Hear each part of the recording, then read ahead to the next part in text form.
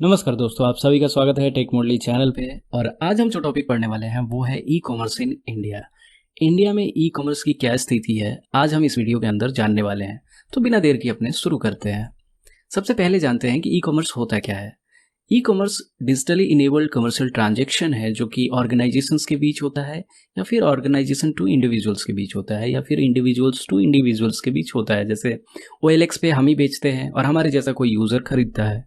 फ्लिपकार्ट पे कोई ऑर्गेनाइजेशन बेचती है और हम खरीदते हैं।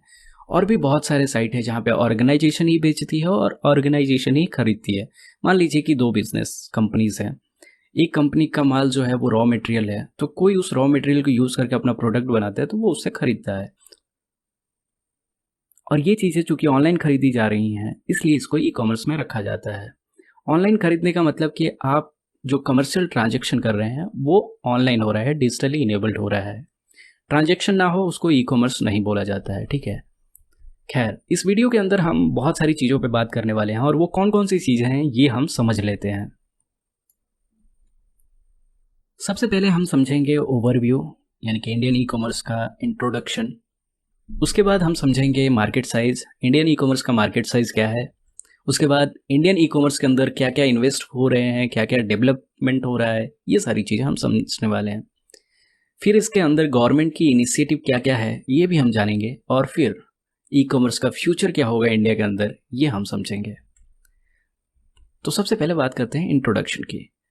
इंडियन ई कॉमर्स मार्केट जो है, इसको एक्सपेक्ट किया जा रहा है कि 2026 में ये 200 यूएस बिलियन डॉलर का हो जाएगा, जो कि 2017 के हिसाब से ये 38.5 यूएस बिलियन डॉलर का था। सितंबर 2020 के अनुसार, यानी कि जो रिपोर्ट सितंबर 2020 तक आई है उसके हिसाब से हमारे इंडिया के अंदर जो इंटरनेट कनेक्शन थे और उसके जो लाभार्थी थे, जो इंटरनेट यूज़र थे, वो थे 776.45 मिलियन, लगभग 77.6 करोड़ लोग, जो कि डिजिटल इंडिया प्रोग्राम का एक हिस्सा है। अब बात करते हैं मार्केट साइज पे। इंडियन ऑनलाइन ग्रोसरी मार्केट, जो कि हमारे रोज के खाने पीने की चीज़ों को बेचता है, ग्रोसरी मार्केट जैसे जियो मार्ट, ग्रूफर्स, बिग बास्केट, ऐसे बहुत सारे हैं, रीजनल भी हैं और नेशनल लेवल पे भी है। तो इस इंडियन ऑनलाइन ग्रोसरी मार्केट की जो कैपिटल है 2019 के हिसाब से 1.9 यूएस बिलियन डॉलर थी। और ऐसा एक्सपेक्ट किया जा रहा है कि 2024 में ये 18.2 यूएस बिलियन डॉलर की हो जाएगी। मतलब कि 2019 से 2024 के बीच 57% का इजाफा होगा इस मार्केट के अंदर। इंडिया के अंदर ई कॉमर्स ऑर्डर वॉल्यूम 2020 के पिछले 3 महीने, यानी कि अक्टूबर, नवंबर, दिसंबर के हिसाब से 36% की बढ़ोतरी हुई थी ऑर्डर में, ठीक है। मतलब 36% ऑर्डर ज़्यादा आ रहे थे। और वो किस लिए आ रहे थे? Personal care, beauty and wellness के लिए। इन सेगमेंट में जो प्रोडक्ट्स आते हैं उनके लिए, क्योंकि कोविड था, सब कुछ लॉकडाउन था, लोग डरे हुए थे, इसलिए कोई भी बाहर नहीं जा रहा था। और जो भी मेकअप का सामान है, चूँकि ब्यूटी पार्लर भी नहीं खुले हुए थे, तो जो मेकअप के सामान वगैरह थे, शादियाँ भी थी, तो मेकअप के सामान को लोग ऑनलाइन खरीदते थे और इसलिए ये इजाफा हुआ। और इसकी वजह से भी ई कॉमर्स को एक बूम मिली हुई है, ठीक है। इंडिया के अंदर स्मार्टफोन तो कितना आजकल बिक रहा है ये आप सभी को पता होगा। हम सभी के पास स्मार्टफोन है और हम बहुत ही जल्दी चेंज भी करते रहते हैं। तो स्मार्टफोन 150 मिलियन, जो कि 4G यूनिट्स होते हैं, वो ऑलरेडी इंडिया के अंदर 2020 में बिक चुके हैं। और 5G का जो स्मार्टफोन था वो 4 मिलियन 2020 के अंदर बिक गया था। यानी कि 4G 5G अभी हमारे पास आया भी नहीं है और उसमें से 40 लाख ऑलरेडी बिक चुके हैं। 40 लाख लोगों के पास 5G स्मार्टफोन है, ठीक है। तो ये चीज़ें कहीं ना कहीं दर्शाती है कि इंडिया में जो ई कॉमर्स है वो कितना आगे जा रहा है।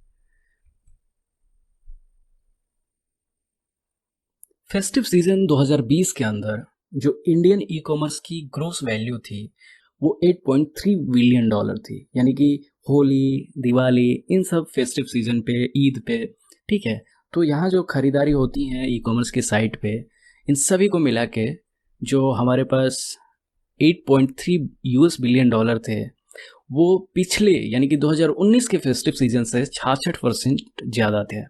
और जो हमारे पास यूजर थे ई कॉमर्स मार्केट के अंदर, यानी कि 2020 के फेस्टिव सीजन में, वो 88 मिलियन थे, जो कि 2019 के फेस्टिव सीजन से 87% ज़्यादा थे। तो आप देख रहे हैं कि कोविड की वजह से कितना ज़्यादा बूम आया इंडस्ट्री के अंदर। अब बात करते हैं डेवलपमेंट एंड इन्वेस्टमेंट इन 2020। 2020 के अंदर क्या क्या डेवलपमेंट हुई ई कॉमर्स के अंदर, क्या क्या इन्वेस्टमेंट हुए थे। तो सबसे पहला है कि फ्लिपकार्ट ने पेटीएम के साथ पार्टनरशिप करा था और बहुत सारे ऑफर्स आए थे बिग बिलियन डेज के अंदर। ठीक है कि आप पेटीएम से अगर पेमेंट करते हो तो आपको कैशबैक मिलता है, ऐसा ऐसी चीज़ है। उसके बाद इन्फीबीम एवेन्यूज़ ने ओमान के सेकंड लार्जेस्ट बैंक जो कि द बैंक ऑफ मस्कट है उसके साथ एक कॉन्ट्रैक्ट साइन किया था ऑनलाइन पेमेंट के रिलेटेड। ये रिपोर्ट मैं आपको नीचे डिस्क्रिप्शन में दे दूंगा, क्योंकि अगर ये मैं पूरी तरह से पढ़ूंगा तो टाइम ज़्यादा होगा और वीडियो बहुत लंबा हो जाएगा। नवंबर 2020 में अमेज़न इंडिया ने हिंदुस्तान पेट्रोलियम कॉरपोरेशन के साथ कोलैबोरेशन किया था।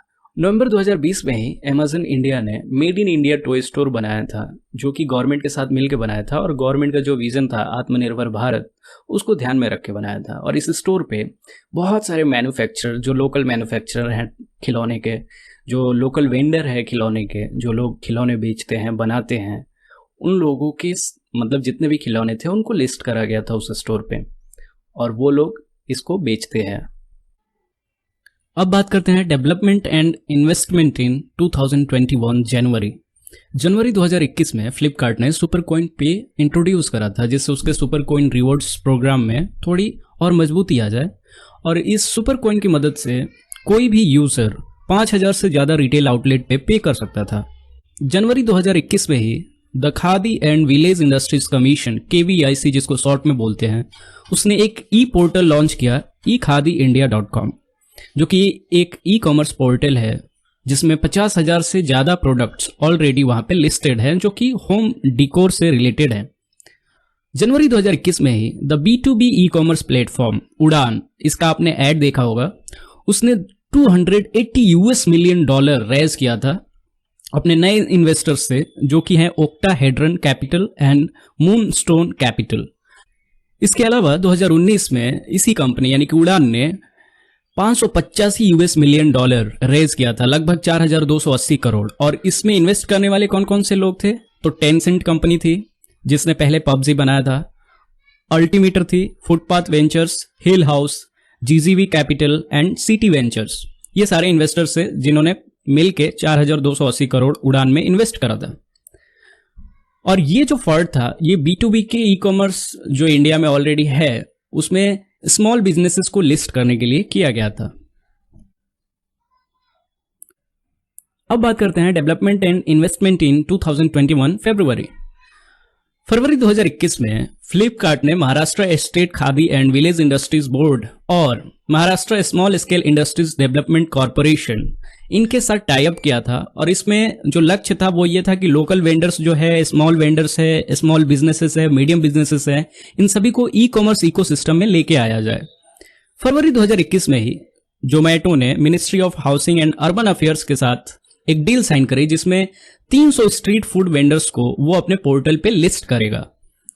फरवरी 2021 में ही फ्लिपकार्ट होलसेल, जो कि एक डिजिटल B2B मार्केट प्लेस है, business to business market place, जहां पे बहुत सारी सामानें होलसेल में रखी जाती है, बेची जाती है, जो कि फ्लिपकार्ट ग्रुप द्वारा चलाया जाता है, उसने अपने एप्लीकेशन पे ग्रोसरी भी प्रोवाइड करना चालू किया था, जिसका एम्बिशन था यूजर्स को किराना प्रोवाइड कराना, किराने का सामान। फरवरी 2021 में उड़ान, जिसकी हमने पहले ऑलरेडी बात करी हुई है, उसने अनाउंस किया कि वो अपने वेयर हाउस कैपेसिटी को 5 गुना बढ़ा देगा नेक्स्ट 7 to 8 ईयर्स में, और ये सारे स्टेट में करने वाला है इंडिया के।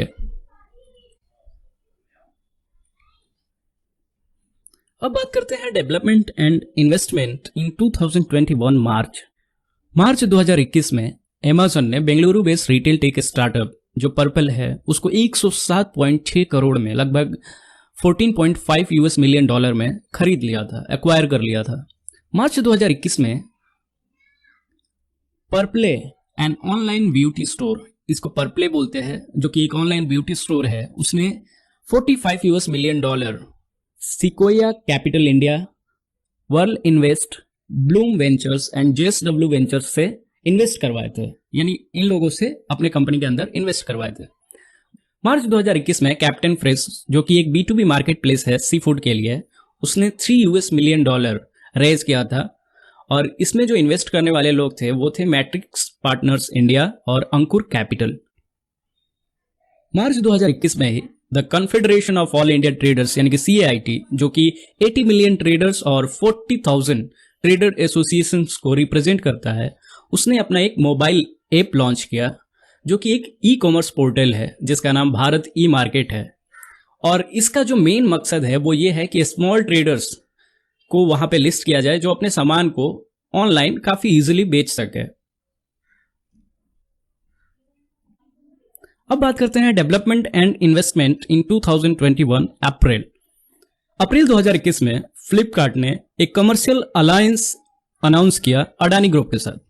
और अडानी ग्रुप के साथ ये कमर्शियल अलायंस का मतलब था कि वो अपने डेटा सेंटर और कंपनी के लॉजिस्टिक को बढ़ाना चाहता है फ्लिपकार्ट, और 2500 इससे डायरेक्ट जॉब क्रिएट होंगे। इन अप्रैल 2021 फ्लिपकार्ट ने अनाउंस किया कि वो क्लियर ट्रिप को अक्वायर करने वाला है। क्लियर ट्रिप एक ऑनलाइन ट्रेवल टेक्नोलॉजी फर्म है, यानी कि ऑनलाइन ट्रेवल से रिलेटेड बिजनेस है, स्टार्टअप है, और फ्लिपकार्ट इसको 100% शेयर होल्डिंग के साथ खरीदने वाला है। अप्रैल 2021 में किराना कॉमर्स प्लेटफॉर्म इलास्टिक रन, इसने $75 मिलियन रेज किया था अपने एग्जिस्टिंग इन्वेस्टर्स से, जो हैं अवतार venture partners and process ventures. ये लोग ऑलरेडी किराना कॉमर्स प्लेटफॉर्म इलास्टिक रन में इन्वेस्ट कर चुके हैं, लेकिन इन्होंने फिर दोबारा री इन्वेस्ट करा है। अब बात करते हैं कुछ गवर्नमेंट के इनिशिएटिव का। चूंकि हमने देखा overview, market size, development and investment, अब गवर्नमेंट इनिशिएटिव क्या ले रही है ई कॉमर्स के लिए, वो चीजें हम समझ लेते हैं। इंडियन गवर्नमेंट ने बहुत सारे इनिशिएटिव्स लिए हैं, जैसे digital India, make in India, startup India, skill India and innovation fund. ये सारी चीजें गवर्नमेंट की इनिशिएटिव है जिससे कहीं ना कहीं ई कॉमर्स प्रभावित होता है। अगर इन चीजों का टाइमली और बहुत ही इफेक्टिव इम्प्लीमेंटेशन होता है तो इससे ई कॉमर्स को ग्रोथ होने में बहुत ही ज्यादा मदद मिलेगी इंडिया के अंदर। तो अब जानते हैं कि ई कॉमर्स के गवर्नमेंट इनिशिएटिव क्या क्या है इंडिया के अंदर। तो फरवरी 15, 2020 को the government e market place, जो कि एक प्रोक्योरमेंट पोर्टल है गवर्नमेंट के लिए, उसने 10,71,747 सेलर्स और सर्विस प्रोवाइडर्स, जिसमें 13,899 प्रोडक्ट और 176 सर्विस कैटेगरीज को लिस्ट किया। फाइनेंशियल ईयर 2022-2021 गवर्नमेंट ने इन माइक्रो एंड स्मॉल एंटरप्राइजेस से 23,424 करोड़, लगभग $3.2 बिलियन की चीजें खरीदी हैं या प्राप्त करी हैं। अक्टूबर 2020 में minister of commerce and industry, यानी कि commerce and industry minister mister Piyush Goyal ने बहुत सारे स्टार्टअप्स को अपने पब्लिक प्रोक्योरमेंट पोर्टल, जो कि है गवर्नमेंट ई मार्केट प्लेस, वहां पे इनवाइट करा और लिस्ट होने के लिए उनसे पेशकश करी कि वो अपना जो सर्विस है या गुड्स है वो गवर्नमेंट को ऑफर कर सके वहां पे लिस्टेड होके। उसके बाद बात करते हैं नेशनल रिटेल पॉलिसी की। गवर्नमेंट ने बहुत सारे एरिया ऐसे आइडेंटिफाई किए हैं जिसमें 5 एरिया जो हैं जिस पे बहुत ज्यादा गवर्नमेंट की फोकस है, जैसे ease of doing business, rationalisation of licence processes, digitalisation of retail, focus on reform and an open network for digital commerce. तो इन सारी चीजों से कहीं ना कहीं ई कॉमर्स प्रभावित होगा।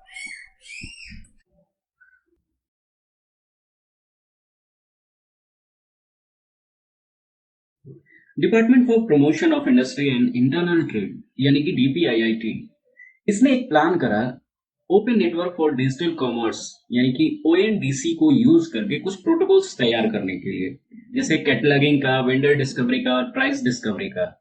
तो ये डिपार्टमेंट मतलब चाहता था कि जितने भी मार्केट प्लेस में जितने भी लोग उस ई कॉमर्स प्लेटफॉर्म पे आ रहे हैं उन सबको इक्वल अपॉर्चुनिटी मिले कि वो अपने सामान को बेच पाए और सब ई कॉमर्स इकोसिस्टम के अंदर अपना इंटरेस्ट दिखा पाए। द कंज्यूमर प्रोटेक्शन रूल्स 2020, जो कि कंज्यूमर अफेयर मिनिस्ट्री ने जुलाई में लाया था, उसमें ई कॉमर्स कंपनी जितने भी हैं उनको country of origin of product ये शो करना था।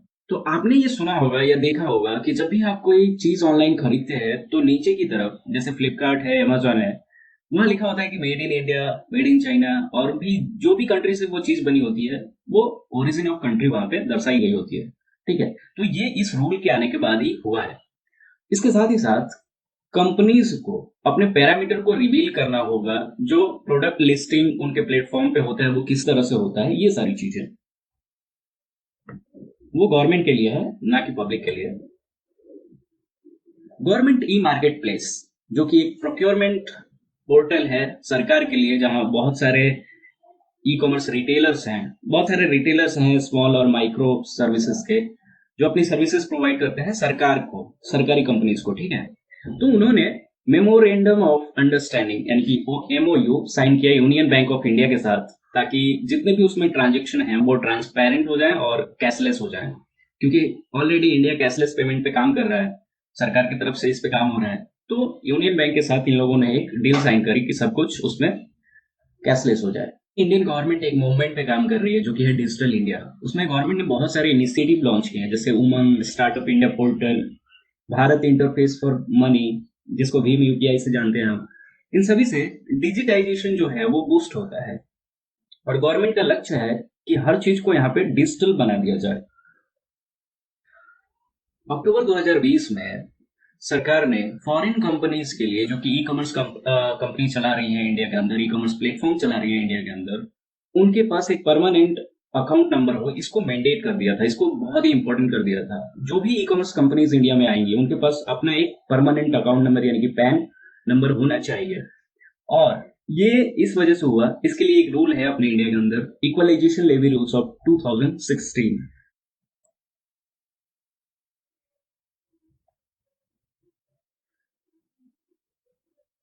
फॉरेन ई कॉमर्स कंपनीज को इंडिया में बुलाने के लिए इंडियन गवर्नमेंट ने जो एफडीआई लिमिट है किसी भी ई कॉमर्स मार्केट प्लेस का, उसको 100% बढ़ा दिया था। आपको पता होगा कि फॉरेन डायरेक्ट इन्वेस्टमेंट अपने इंडिया के अंदर चाइना के लिए 10% से कम है, और भी बहुत सारे देशों के लिए बहुत सारे रूल्स हैं।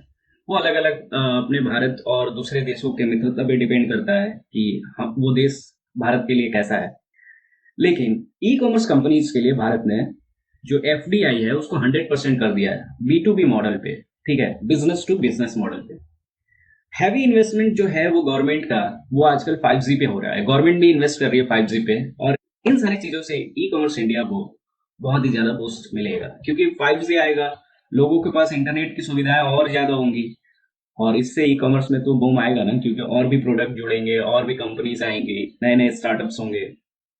क्योंकि जो चीजें डिजिटली हैं उसमें तो बढ़ोतरी होगी।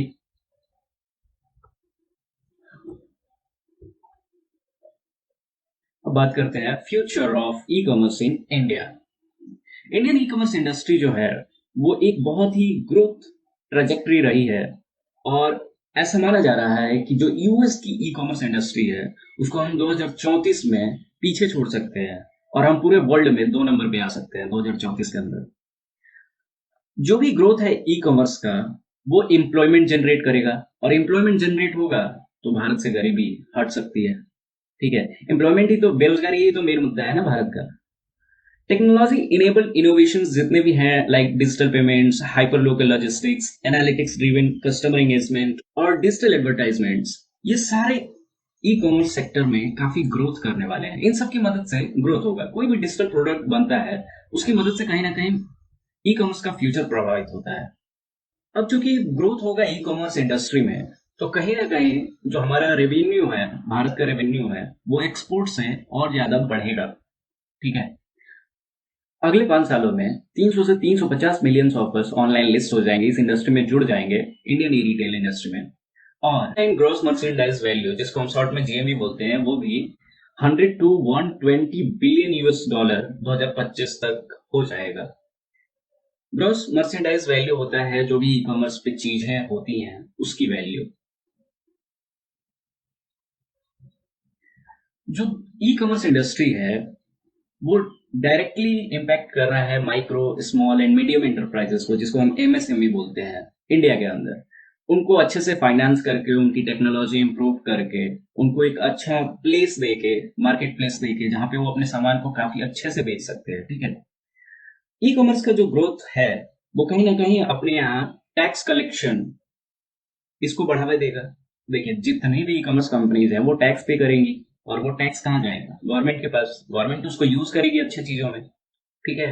तो कहीं ना कहीं ई कॉमर्स के ग्रोथ से सरकार का भी फायदा है, यहाँ के लोगों का भी फायदा है और कंपनीज का भी फायदा है। बेन एंड कंपनी के एक रिपोर्ट के हिसाब से इंडिया का जो social commerce gross merchandise value यानी कि सोशल कॉमर्स जीएमवी वैल्यू जो 2020 में था वो $2 बिलियन था। जो हम फेसबुक, व्हाट्सएप, इंस्टाग्राम इन सब पे जो चीजें शेयर करके खरीदते हैं तो वो सोशल कॉमर्स है, ठीक है। The growth in e-commerce sector will provide better products and services to customer in the long term. E commerce sector जो है वो अच्छे अच्छे प्रोडक्ट्स, अच्छे अच्छे सर्विसेज प्रोवाइड करेगा कस्टमर्स को बहुत लंबे समय तक, क्योंकि डिजिटल अब फिर से एनालॉग तो नहीं होगा ना। जो भी चीजें आजकल कंप्यूटराइज हो रही है, टेक्नोलॉजी इंप्रूव हो रहा है, वो फिर से पीछे नहीं जाएगा, बैकवर्ड नहीं जाएगा, वो फॉरवर्ड में जाएगा, ठीक है। और डिजिटल इंडिया कैंपेन की मदद से उसके चलते जो गवर्नमेंट ऑफ इंडिया है वो ऐसा लक्ष्य बना के चल रही है कि वो $1 ट्रिलियन ऑनलाइन इकोनॉमी बना पाए 2025 तक। तो ये थे कुछ futures, direct investments, initiative government के और डेवलपमेंट एंड इन्वेस्टमेंट अलग अलग कंपनीज के ई कॉमर्स इंडस्ट्री इंडिया में। होप कि आपको पता चला होगा। साथ ही साथ हमने ये भी बताया कि मार्केट साइज क्या है और कुछ हमने ओवरव्यू दिया था।